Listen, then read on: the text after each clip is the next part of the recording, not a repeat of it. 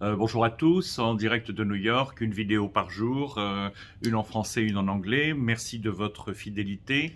On parle beaucoup de l'intelligence artificielle ou on n'en parle pas suffisamment parce que l'intelligence artificielle va supprimer 850 millions d'emplois dans les 7 ans à venir. C'est-à-dire c'est gigantesque. C'est une étude de McKinsey, le plus grand cabinet de conseil du monde, qui l'atteste, mais c'est aussi repris par Goldman Sachs, par les grandes banques américaines, les grands cabinets de conseil, etc. Tout le monde est d'accord. Et on le voit déjà, les entreprises commencent à licencier massivement, 50 000 par-ci, 30 000 par-là, etc. Même les PME, même les toutes petites entreprises licencient. Sur 3 personnes, ils en licencient une parce que l'intelligence artificielle fait tout, le courrier, l'ingénierie intellectuelle, plein de choses, etc. Donc pourquoi, la véritable question qui se pose, c'est pourquoi de nos jours, on ne donne pas plus d'importance à l'intelligence artificielle dans le débat public. Alors, il y a la situation géopolitique avec des émeutes, des guerres, des tensions internationales.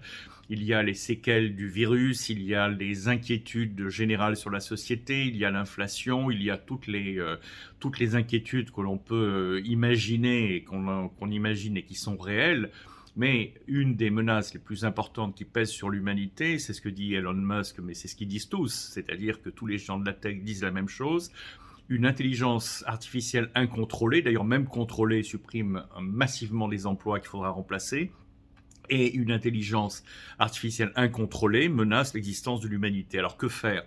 Déjà, dans un premier temps, vous pouvez vous adapter vous-même à ce que c'est que l'intelligence artificielle. Vous pouvez aller sur Internet, vous pouvez faire du chat GPT, vous pouvez faire un certain nombre de logiciels de création de contenu, d'images, etc., etc. Il y a beaucoup de possibilités. Nous avons un MBA dans lequel nous avons donné 20% de l'importance à l'intelligence artificielle. C'est-à-dire vous avez tous les cours normaux d'un MBA, top niveau, finance, corporate finance, international marketing, social media marketing, all the curriculum.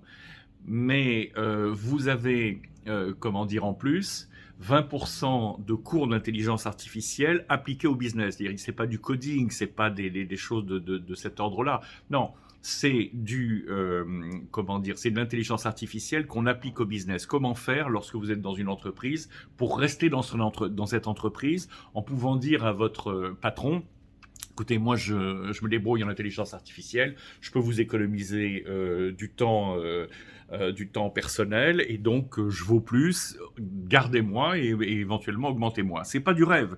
Moi, j'ai pas mal d'exemples dans mon entourage de gens qui ont été augmentés, soit parce qu'ils le demandaient, soit parce que leur boss s'apercevait qu'ils gagnaient énormément en productivité, et donc ça gagnait l'équivalent d'un autre emploi, etc. Donc ils se disent, si je vire cet employé, à ce moment-là, je n'ai plus la possibilité d'avoir quelqu'un d'aussi productif tout de suite, donc je garde.